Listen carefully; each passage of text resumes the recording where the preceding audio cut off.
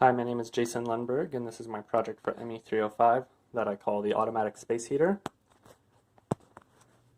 This is me next to my project.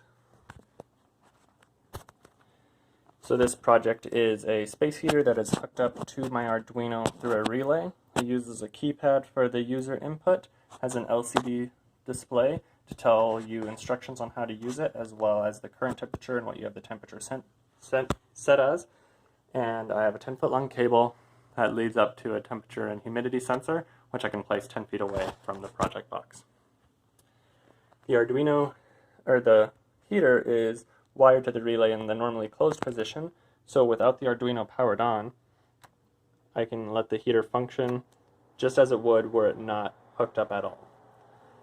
If, however, I supply power to my Arduino through a port in the back, the project turns on, the heater turns off, and then it says it's the auto heater, enter your temperature and press the pound sign.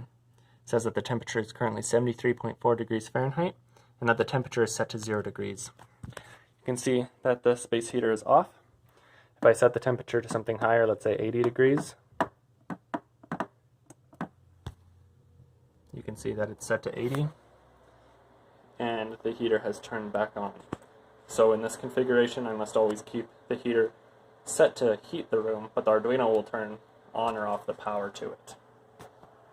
If I then set it to something smaller, let's say 50 degrees, then the heater turns back off. And it takes a little bit for the temperature and humidity sensor to reset. I don't think we have enough time in this video because I didn't want it tripping every time it changes by 1/10 of a degree.